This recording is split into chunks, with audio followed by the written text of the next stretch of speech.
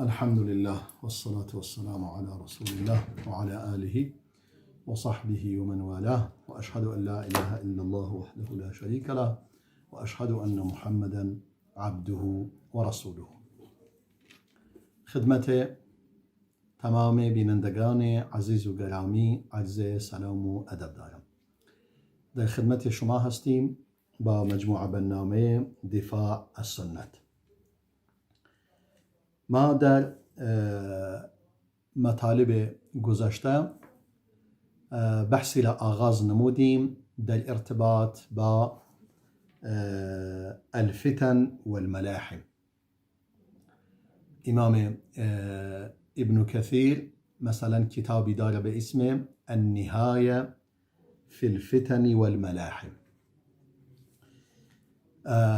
و من یعنی در این کتاب امام ابن کثیر اشاره می کند به اون احادیثی که در ارتباط با فتن و ملاحم هستند، یعنی ارتباط با مسائلی هستند که در آینده اتفاق می افتد و رسول الله صلی الله علیه و سلم از آنها خبر داده.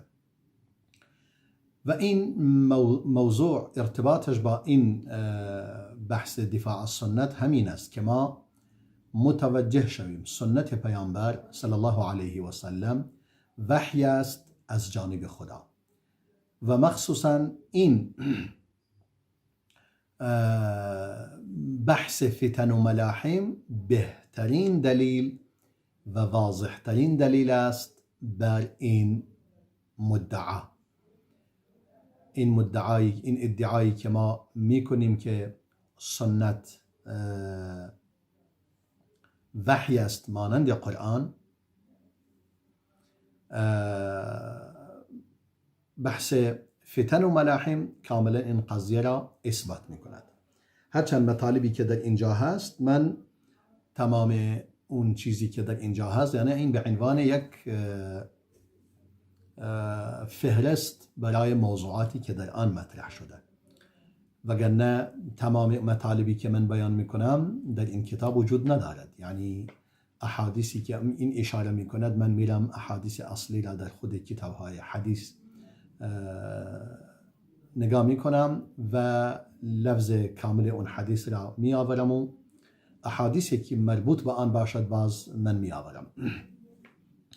حالا یکی از این دو مطلبی که قبلا یعنی مسئله‌ای که من امروز میخوام بیان کنم اشاره پیامبر است صلی الله علیه وسلم به این که خداوند متعال به وسیله حسن ابن علی رضای خدا بر دوتایشون باد صلح و آشتی ایجاد میکند در بین دو گروه بزرگ از مسلمانان، که ما این مطلب چون به صورت مفصل به صورت جداگانه در مورد امام حسن و مورد صلحی که امام حسن انجام داد با امام معاویه به تفصیل صحبت کردیم، فقط به عنوان یک اشاره سریع به این مطلب اشاره می کنم و به مطلب بعدی منتقل می شوم. پس در اینجا این مطلبی بود که ما قبلا بیان کردیم، در حدیث صحیح آمده بود که امام بخاری و امام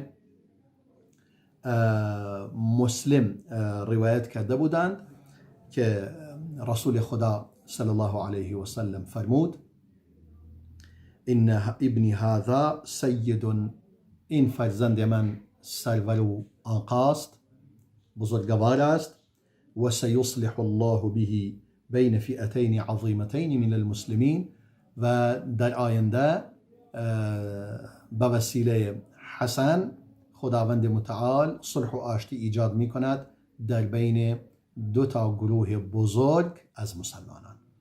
و این هم دلیل واضحی است به این که هر دو طرف مسلمان هستند و اصلا در مسلمان بودنشون هیچ اختلافی وجود ندارد و اختلافی که در بین آنها وجود داشت یک اختلاف اجتهادی بود. امام معاویه اجتهادش بر این بود که اداره امور به دست او باشد بهتر است و واقعا آنچنان که رسول الله فرموده بود اتفاق افتاد. این حدیث هم امام بخاری این حدیث را روایت کرده، حدیث 2704. این مطلب که ما قبلا بیان کرده بودیم، دیگه نیازی نیست خیلی در مورد آن بحث کنیم. منتقل میشیم به بحث دیگری که مربوط به این حوادثی است که در آینده اتفاق میافتد. رسول خدا صلی الله علیه و سلم در حدیث دیگری به این اشاره می کند که ام حرام دختر ملحان یا دختر ملحان رضای خدا بر او باد در یک غزوه دریایی، در یک جهادی که از طریق دریا انجام میگیرد، میمیرد و شهید میشود. و این هم یکی از اون مطالب است. حالا با این تیتل و سرفصل اون مباحث بود که عرض کردم. ام حرام دختر ملحان که اسم ملحان اسم یعنی پدرش میشه مالک، فرزند خالد بن زید بن حرام، فرزند جندب بن عامر بن غنم، فرزند عدی بن نجار انصاری، که این ام حرام می شود خاله انس بن مالک و همسر عباده بن صامت، که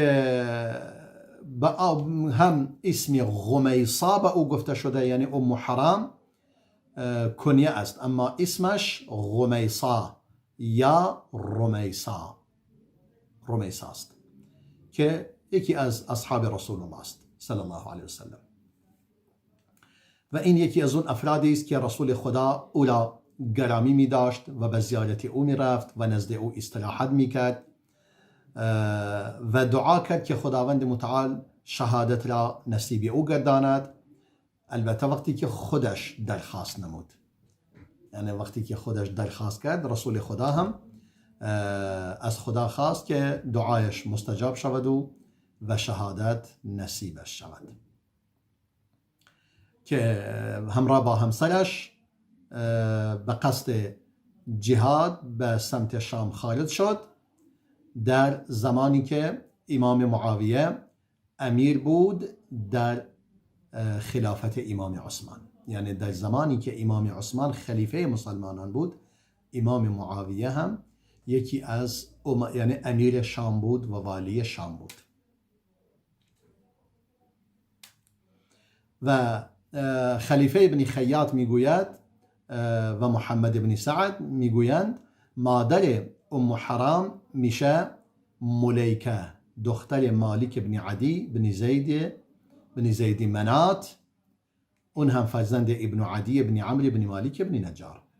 یعنی تقریبا هر دو از یک خانواده، انگار میشه پسر عمو و دختر عمو میشن،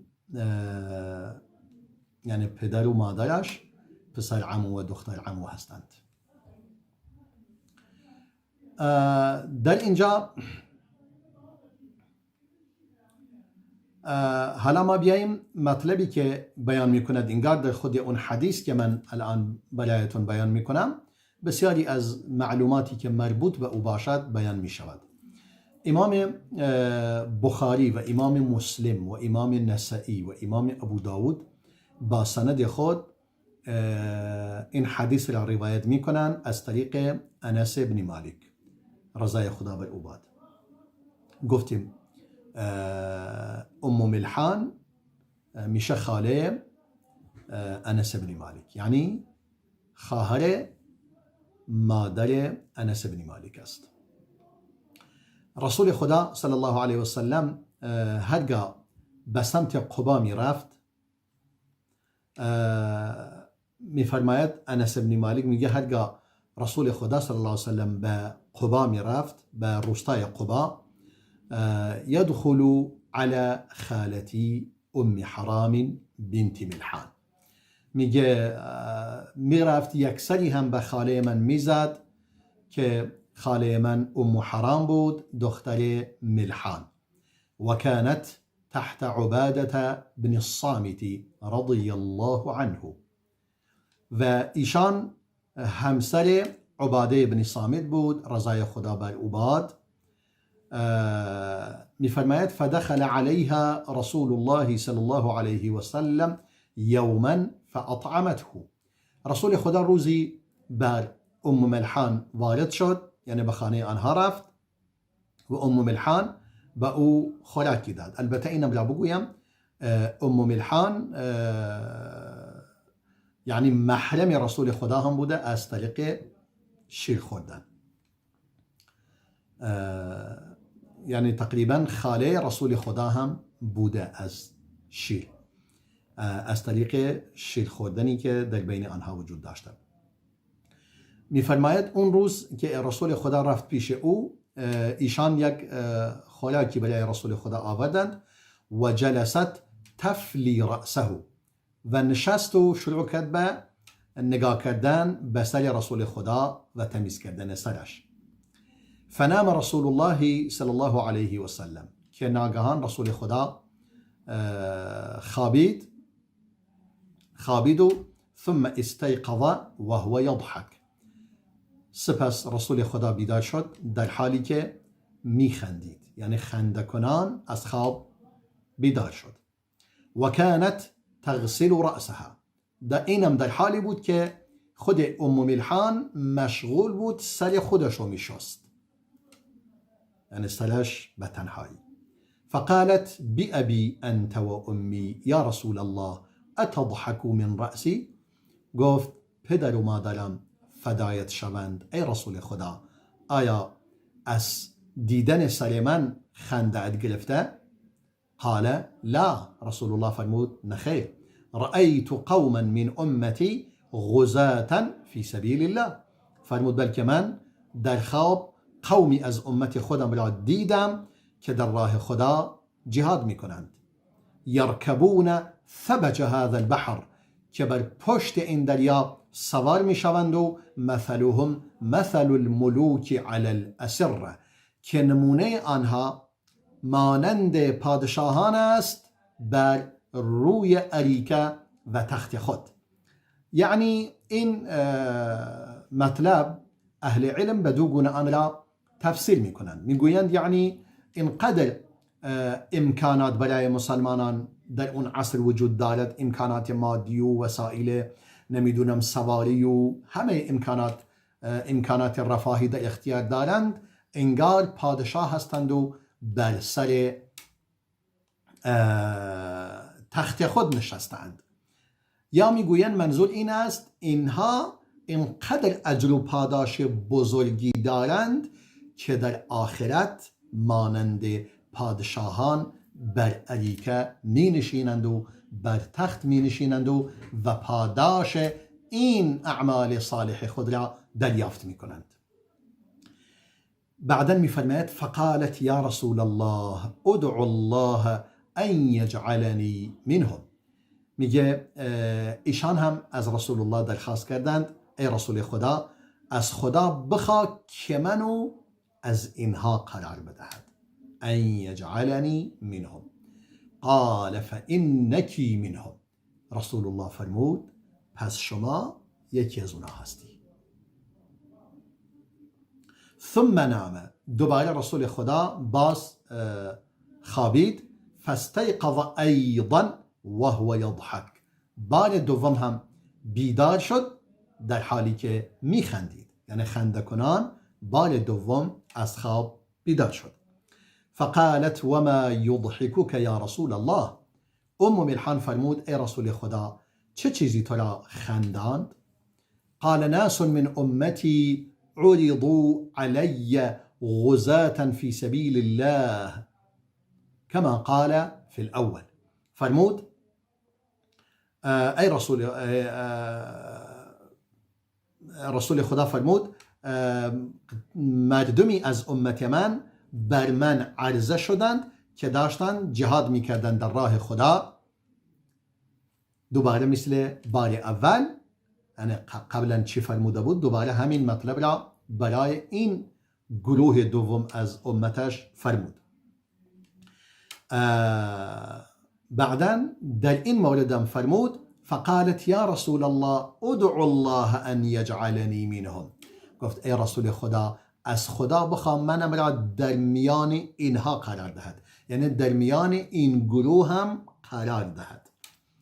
بعدا فقال انتی من الاولین، فرمود شما از گروه اول هستید، یعنی در گروه اول شما شهید میشی، دیگه فرصتی برای این که در گروه دوم باشی باقی نمیماند. قال انس، بعدا انس بن مالک میفرماید فخرجت مع زوجها عبادة بن الصامت غازيا أول ما ركب المسلمون البحر في زمان معاوية بن أبي سفيان. میگه پس انس بن مالک میفرماید ملحان همراه با همسرش عباده بن صامت به قصد جهاد خارج شد. اولین باری که مسلمانان بر دریا سوار شدند و سوار کشتی شدند و در دریا وارد جنگ و جهاد شدند در زمان امام معاویه بن ابی سفیان، که گفتیم اینجا منظور این است زمانی که امام معاویه امیر شام بود، چون امام معاویه در زمان امام عثمان بن عفان امیر شام بوده، در زمان امام علی هم که دیگه خودش باز همونجا بود و در زمان خلافت خودش هم همونجا بود. میگه در زمان معاویه بن سفیان رضای خدا بر او باد، میگه اما فصلعت عن دابتها حين خرجت من البحر، همین که از دریا خارج شد به دریا سوار شدند و از به اون ور دریا که رسیدند پیاده شوند سوار اسبش می شود و بر روی اسبش پایین می افتد، یعنی اسبش که حالتی برایش ایجاد می شود که اولا یعنی او می افتد. فصلعت در نتیجه فاندقت عنقها فماتت، که در این هنگامی که از بر روی اسبش یا شترش که پایین می افتد گردنش خود میشه، گردنش خود می شود و وفات می کند و شهید می شود. حالا مطلب در اینجا بحث ما این است که رسول خدا صلی الله علیه و سلم این مطلب را بیان می کند که این حادثه و این اتفاق برای ملحان می افتد و واقعا همون اتفاق برایش افتاد، چون رسول الله نفرمود صلی الله علیه و سلم که شما چگونه شهید می شوید و کشته می شوید، اما فرمود شما در همون باری اول، چون اون ان الذين قتلوا او ماتوا لیرزقنهم الله رزقا حسنا، یعنی اون کسانی که در راه خدا خارج می شوند و به جهاد و هجرت می کنند و به جهاد می روند، اونها چه کشته شوند و چه بمیرند لیرزقنهم الله، پروردگار روزی نیکی را به آنها خواهد داد. همچنان که فرمود اون کسانی که قتلوا فی سبیل الله ولا تحسبن الذين قتلوا في سبيل الله امواتا بل احیاء عند ربهم يرزقون، عند ربهم يرزقون، این هم همین است، یعنی کسانی که در راه خدا خارج می شوند و در راه جهاد به جهاد می روند و در اون مسیر می میرند به هر نحوی بمیرند حکم شهادت دارند و حکم این دارند که در اون غزوه شهید شدند. حالا کسی بر روی شترش بیفتد، زیر پاله شود، یا حتی اگر شمشیر خودش به خودش اصابت کند، چیزی که از جانب خودش به خودش اصابت کند بدون قصد، مثلا میخواد کسی بزند به خودش اصابت کند و شهید شود، باز هم حکم شهید رو دارد. حالا این حدیث همچنان که بیان کردیم حدیثی بود که امام بخاری و مسلم و ابو داود و ترمذی و نسائی و ابن ماجه و احمد روایت کردند.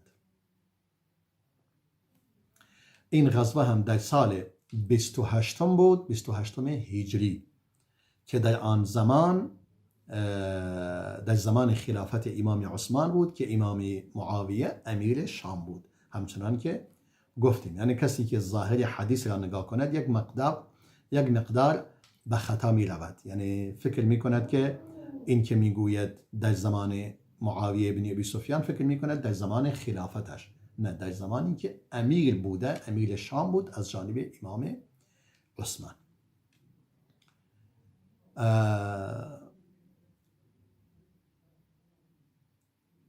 یک حدیث دیگری برای تکمیل این مطلب وجود دارد، ادامه میدهیم و انشاءالله به بخش بعدی میریم.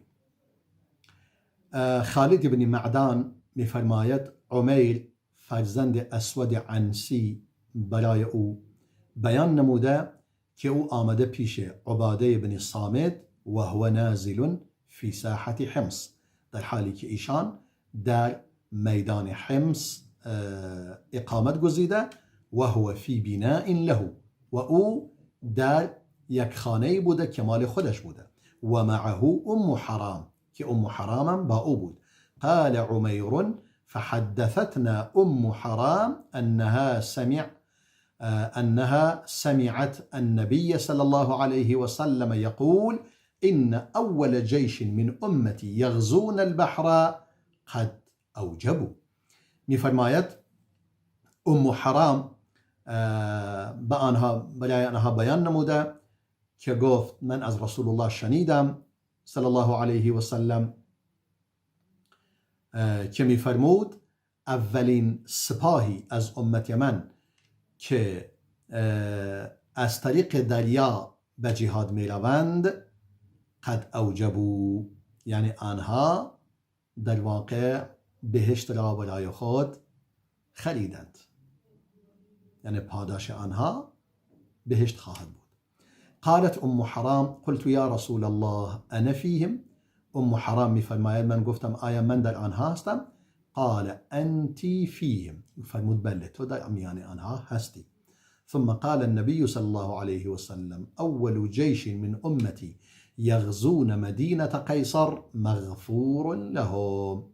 بعدا فرمود اولین جیشی که از امت من که شهر قیصر را غزو می کنند، که منظورش قسطنطینیه است، همون استانبول کنونی، مغفور لهم، آنها مورد مغفرت پروردگار قرار می گیرند. فقلت انا فیهم یا رسول الله قال لا. گفتم آیا من در میان آنها هستم؟ فرمود نخیر. یعنی چی؟ یعنی رسول خدا صلی الله علیه و سلم فرموده دو بار غزو انجام می گیرد، یک بار برای فتح قبرس است که در فتح قبرس اینها حضور داشتند، یک بار برای قسطنطینیه است، یعنی قبرس و قسطنطینیه که به هم نزدیک هستند.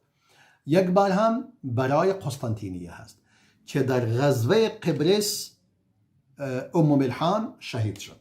اما در غزوه دوم که در خلافت امام معاویه انجام گرفت، اون موقع در زمان امام عثمان بود و امام معاویه امیر شام بود.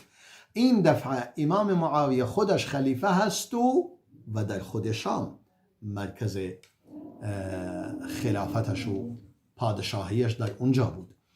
در اینجا بار دیگر مدینه شهر قیصر را غزو میکنن توسط به فرماندهی یزید پسرش، یعنی یزید پسر معاویه فرمانده اون سپاهی بود که قسطنطینیه را فتح کردند، غزو کردند بار اول، که رسول الله فرمود اون سپاه مغفور لهم، مورد مغفرت پروردگار قرار می گیرند.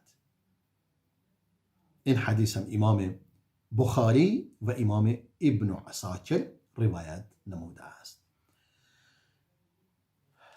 در این نتیجه، یعنی در اینجا حتما که نگاه میکنیم، خود یزید فرمانده اون سپاه بوده که به غزو قسطنطینیه رفته، که رسول الله فرموده مغفور لهم هستند، اونا مورد مغفرت پروردگار قرار گرفتند. در اینجا 4 با هم میان برنامه میبینیم و باز هم در خدمت شما خواهیم بود. با ما همراه باشید.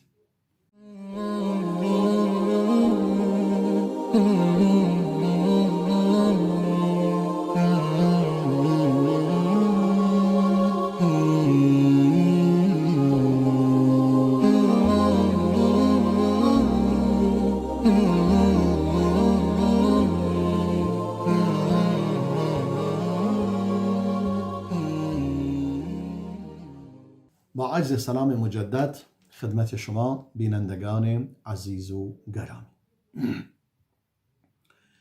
در اینجا ما مطلبی که بیان کردیم در ارتباط با ملحان بود که مسائل خیلی زیادی و قشنگی در مورد آن بیان کردیم.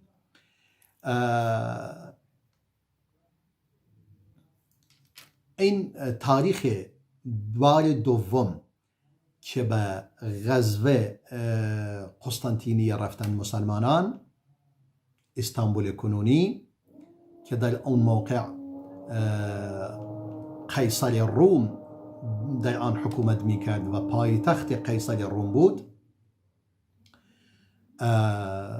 به همین خاطر الانم خود استانبول یک بخشش اروپایی است، یک بخشش آسیایی است. یعنی دو قسمت است استانبول که یک بخشش مربوط به خاک و سرزمین اروپا است. حالا اولین باری که غزو شد سپاه یزید بن معاویه بود که در سال 52 هجری اتفاق افتاد. 52. و در این غزوه و در این غزو امام ابو ایوب انصاری شهید می شود و خودش وصیت می کند که در دروازه قسطنطینیه دفن شود. اما قبرش به گونه‌ای باشد که باید به گونه‌ای باشد مردم ندانند قبرش، یعنی شناخته نشود. همین کار رو انجام دادند، اما امروز تقریبا قبرش معلوم است. یعنی میگوین الان این قبر امام ابو ایوب انصاری است. دیگه الله اعلم آیا حقیقتا خود قبر اون است یا به خطا رفتند. به هر حال حتی خود رومیان داشتند به قبر امام ابو ایوب انصاری تبرک میکردند که این کارها معمولا کار غلو و زیاده روی است که نباید انسان چنین کاری انجام بدهد، اما به هر صورت آنها احترام برایش قائل بودند. شما نگاه کن، یعنی رومیانی که با مسلمانان جنگیدند و مسلمانان با آنها جنگیدند مطمئن بودند که اینها بر حق هستند و اینها یعنی واقعا امام ابو ایوب انصاری بر حق بوده. به همین خاطر به بزرگواری او ایمان داشتند و به او تبرک میکردند و هنگامی که در نبود باران توسل به او میکردند که برایشان باران ببارد. و کان الروم یستقون به. این هم موردی در ارتباط با این قضیه.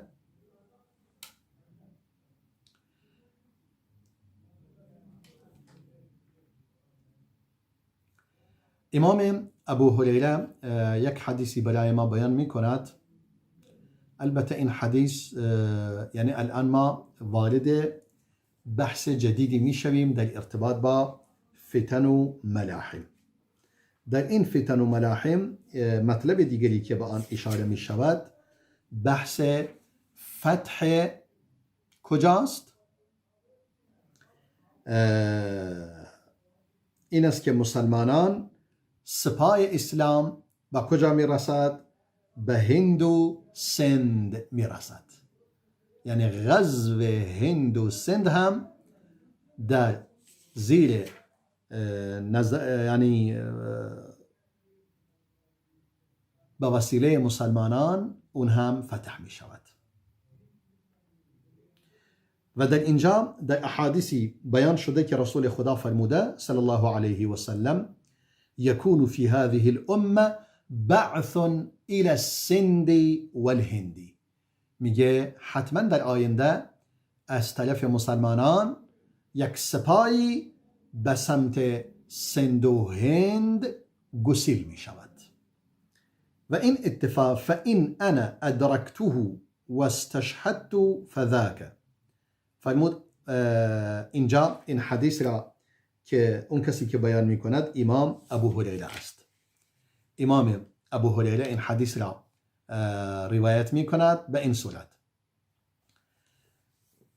می فرماید حدثني خلیلی الصادق رسول الله صلی الله علیه و سلم انه قال، میگه خلیل و دوست من که واقعا صادق و راستگوست رسول خدا صلی الله علیه و سلم فرمود یکون فی هذه الامه بعث الى السند والهندی، در این امت نیروی به سمت هند و سند گسیل می شود. فإن انا ادرکته فاستشهدت فذاک. گفت اگر من هم به اون زمان رسیدم و در آن شهید شدم که الحمدلله، فذاک یعنی کاری خوبیه. و این انا فذكر كلمة رجعت وأنا أبو هريرة المحرر قد أعتقني من النار وإن أنا، یعنی میگوید اگر من مردم، دیگه چی معلوم نکرده در اینجا چه لفظی بیان کرده و خود راوی حدیث اینقدر امانت داشته در روایت این لفظ را بیان نکرده، یعنی و این انا ادرکته ولم استشهد رجعت، یعنی و این انا تمام دیگه حرف بسته، یعنی اگر من مشارکت نمودم و شهید نشدم رجعت برمیگردم و انا ابو هریره المحرر، و دیگه من ابو هریره هستم آزاد شده از عذاب دوزخ. و قد اعتقنی من النار، که پروردگار منو از آتش آزاد نموده. یعنی اگر این خیر و برکت نصیب من شود چنان خواهد شد.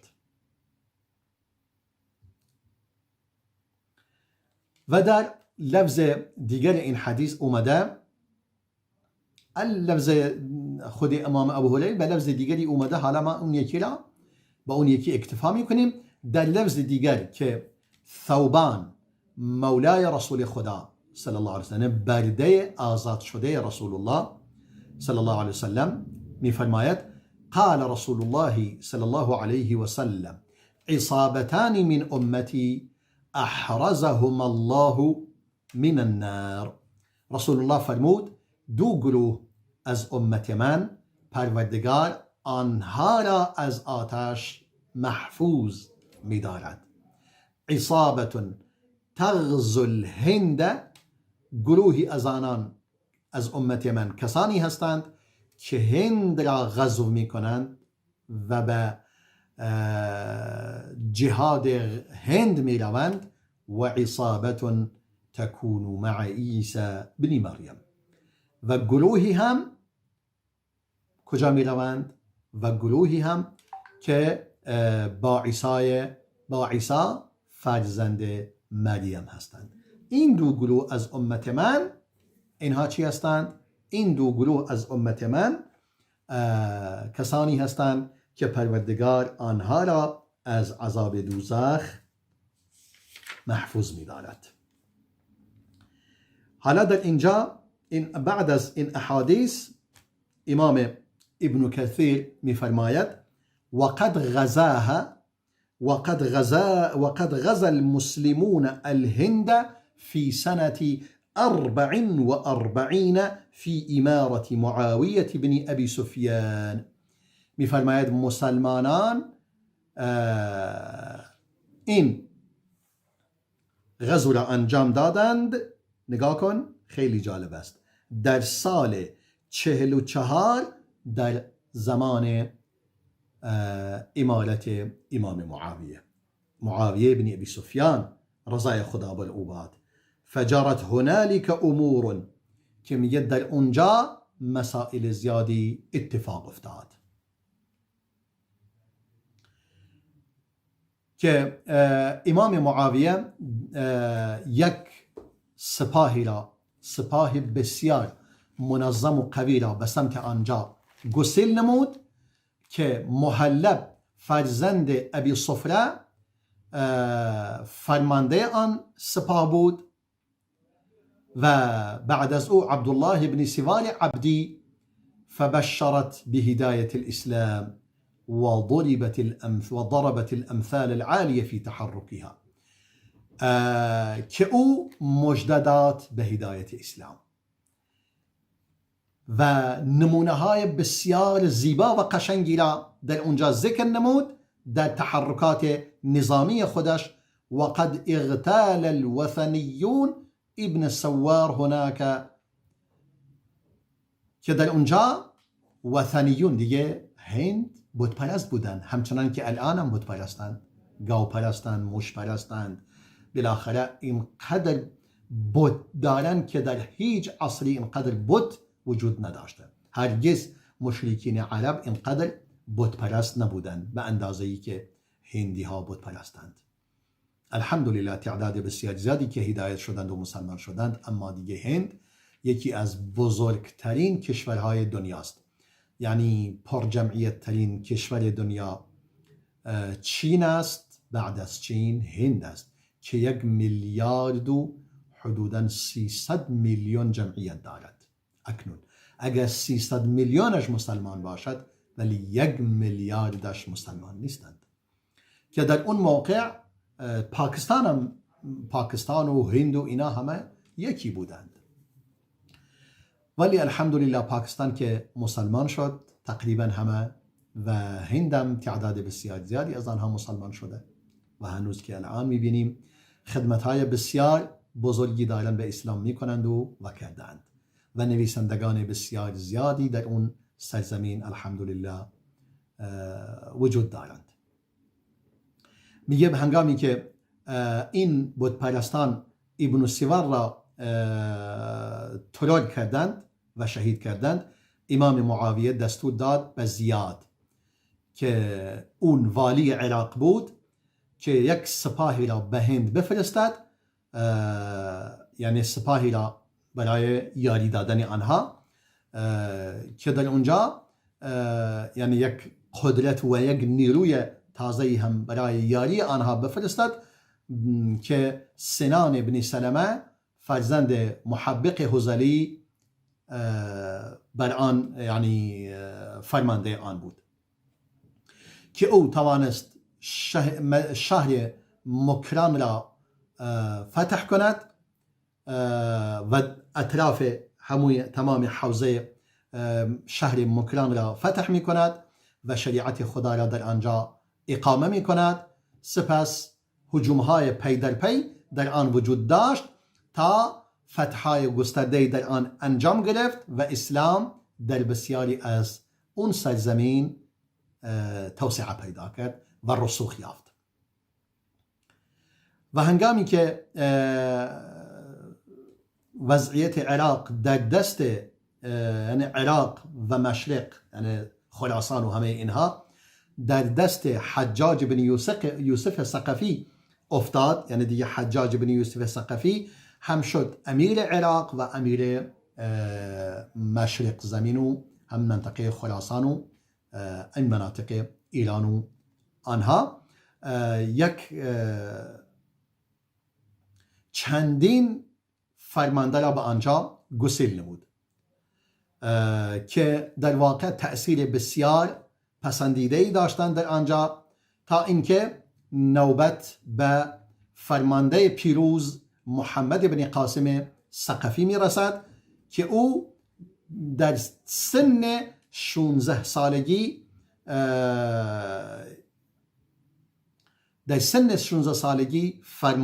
فرمانده بود در سپاه مسلمانان در سرزمین ایران کنونی، که در اونجا اون امیر ایران بود.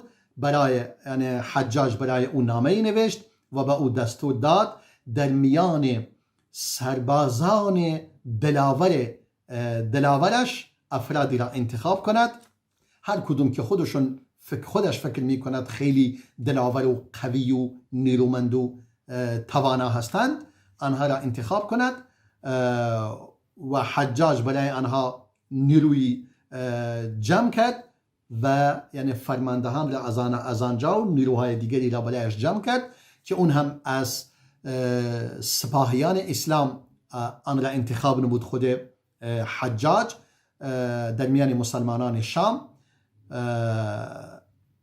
و حجاج تلاشش بر این بود که این سپاه را آماده سازد با تمام نیرویی که لازم دارند، با تمام ابزار و وسایل آنها را مجهز گرداند و واقعا آنها را مجهز کرد با اسلحه، با لباس، با غذا، تا اینکه محمد ابن قاسم مرز ایران را به سوی هند